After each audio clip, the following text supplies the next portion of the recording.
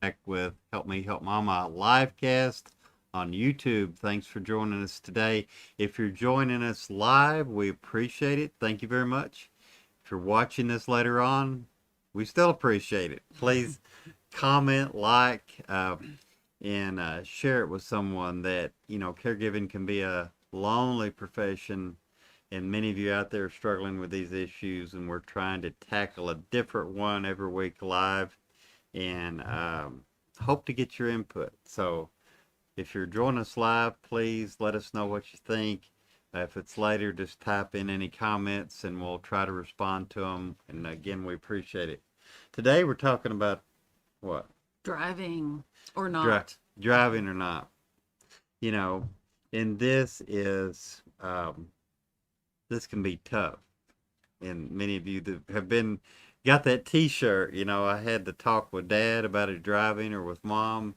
And Well, it was bad enough when our kids were getting to the age that they were going to drive. We thought, oh, are the roads going to be safe?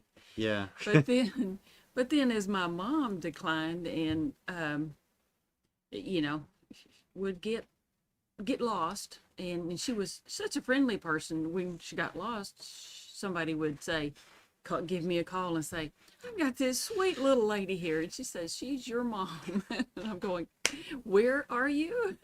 yeah.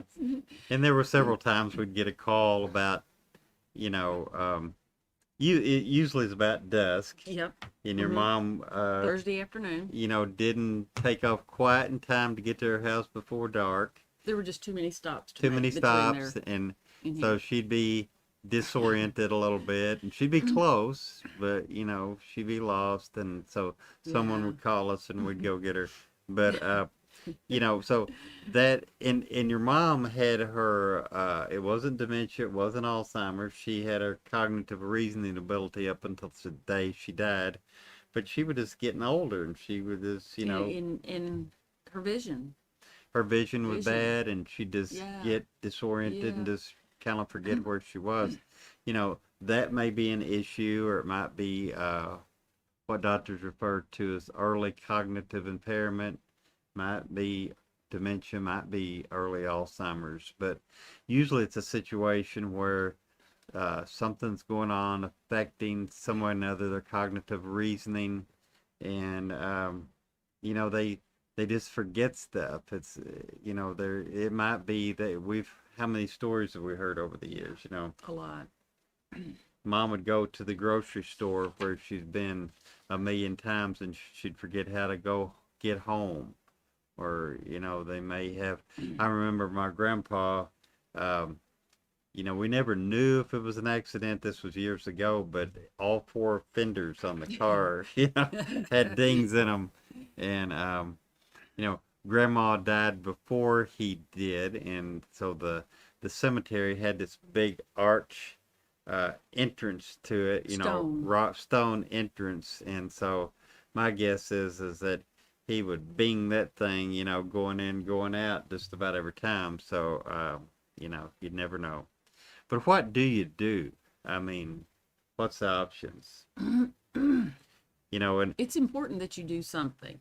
yeah, and you don't just ignore it, because they can be dangerous for everyone concerned. I remember a few years ago here in our local area, there was a elderly gentleman with, I don't know what stage Alzheimer's, but he got confused. He got on the interstate going the wrong way, and the end result, there were, multiple deaths. So, you know, it's important that for the protection of your parent and others on the road.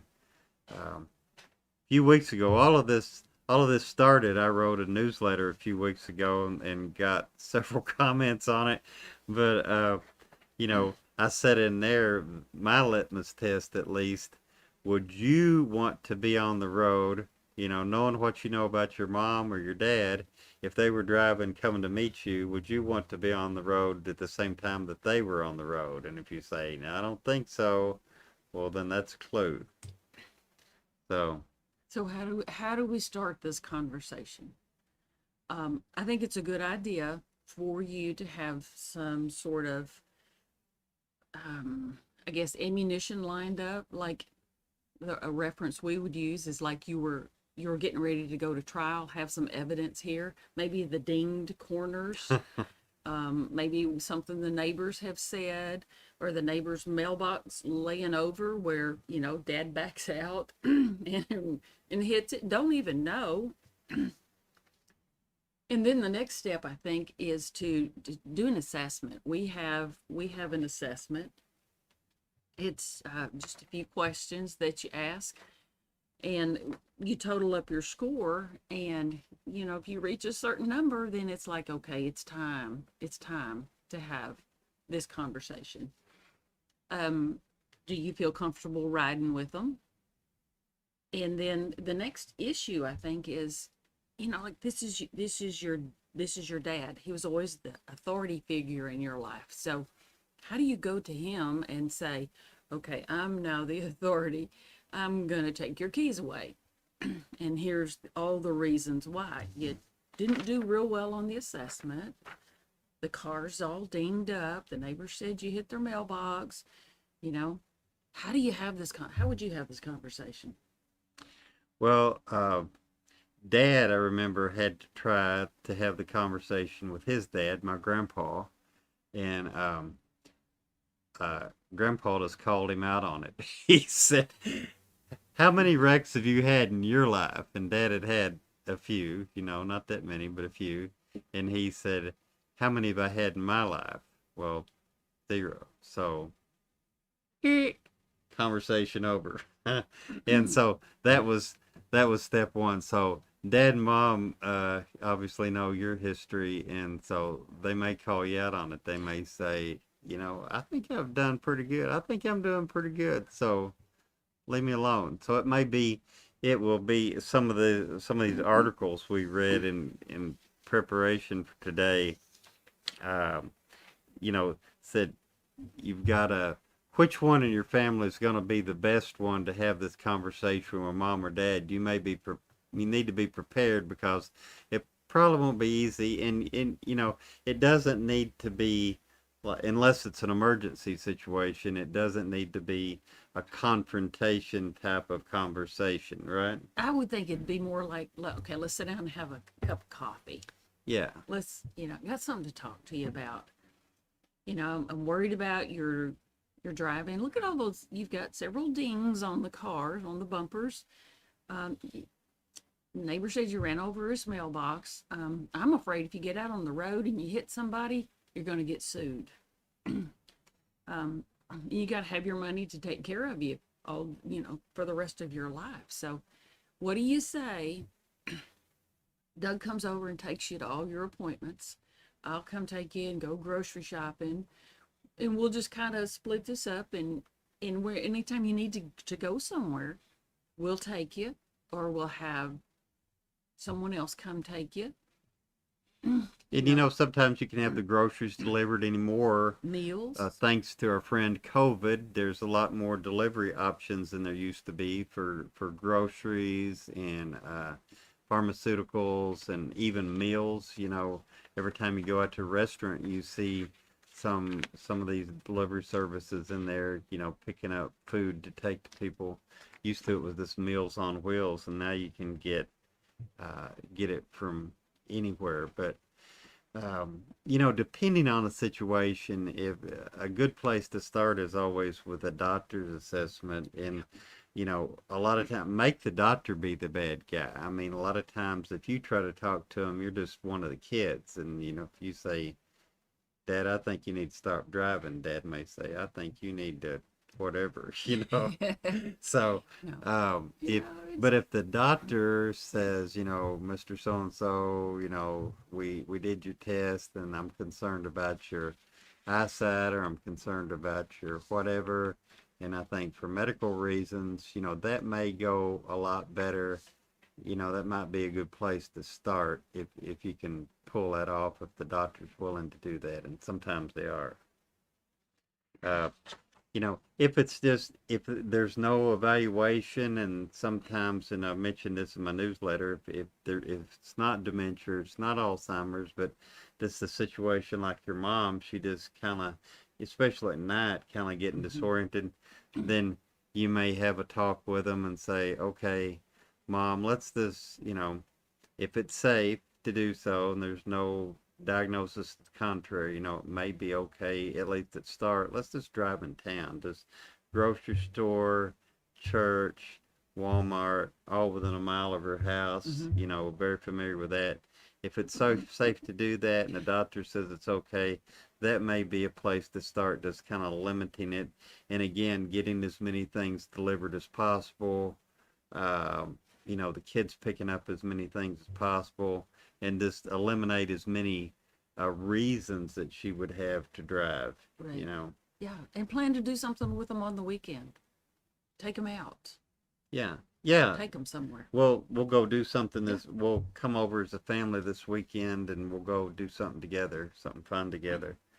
Uh, some states have different laws. We've got a listing here just about every state, and sometimes for license renewal time, sometimes as you get older, some states you can renew your license maybe 5 years, but when you hit a certain age, you can only renew it for like year to year or something like that. Some states require mandatory vision test every year or every other year when you hit a certain age. Some states, I was just looking, I thought this was interesting. The state of Minnesota, uh, they've got here in our state, Arkansas doesn't have this, as far as I know, but Minnesota, actions to take if you're concerned about an older family member's driving. You can fill out and send in anonymously. They won't tell mom or dad who ratted them out, but you Mm-hmm. can send in a request for examination of driver form or send a letter to driver and vehicle services outlining specific concerns. If you're related to the driver, your statement is confidential. An evaluator will not reveal your identity unless ordered so by a court. Um, and you got a full name and date of birth of the at-risk driver, description of the condition, and explanation of why you believe him or her to be at risk, and your name and address and phone number. So you can do this anonymously in Minnesota. I don't know if any other states have this or not, but that's good. That's good. I Yeah, like that. yeah, I like that. and so the kids can send it in. If a doctor evaluates someone and says, I don't think it's safe for you to be driving, the doctor can send it in anonymously. So there's different fixes in different states. This is an issue that's begging for some sort of federal law to standardize this, so it won't be this in one state and that in another state. But that's kind of how it is right And now. it is really for the protection of everybody, the senior drivers, everybody else on the road, kids that are just getting their license. Because your reflexes slow down, your vision gets a little worse as you age. Response time to people pulling out in front of you, you may not get as angry, as you used to, but still, you may not be able to stop as quick as you used to be able to do. So, Uh, reflexes. yeah, and we saw one article here from dementiacarecentral.com, and they've got a couple. We mentioned it earlier. Who's the best person to deliver the hard news? Like, who's the best one in your family that could best have this conversation with mom or dad? Particularly if it didn't go well. And uh, how did this say it? Present your evidence as sweetly as you can. So, I thought that was a good way to say it. So it may take, this is akin to the issue of getting your loved one to like move. I know we had a friend that mom lived out on a farm. She'd fallen several times, and all of the kids lived several hours away. They was trying to get mom to move closer to one of them, and they had to have that same conversation as like the fourth or fifth try Yeah. that they have kept having to go back every few months and have the same conversation. The driving issue, depending on the circumstances, may be more pressing.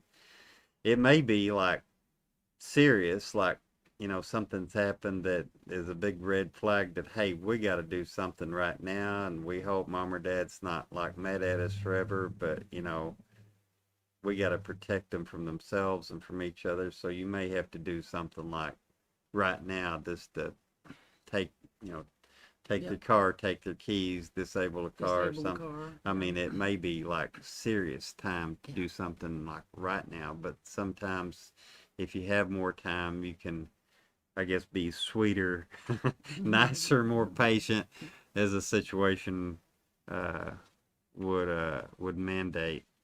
Um, One email we got in response to our Newsletter. newsletter last week, a lady, Laura, said that for my father, the only way to get in town to the coffee shop was through a school zone, so the doctor would not sign off on the required form DOT, Department of Transportation, gave him. So he had to have an evaluation done for both driving and cognitive. He did not pass. Recommended he not drive a vehicle. Um, so then he got limited driving privileges.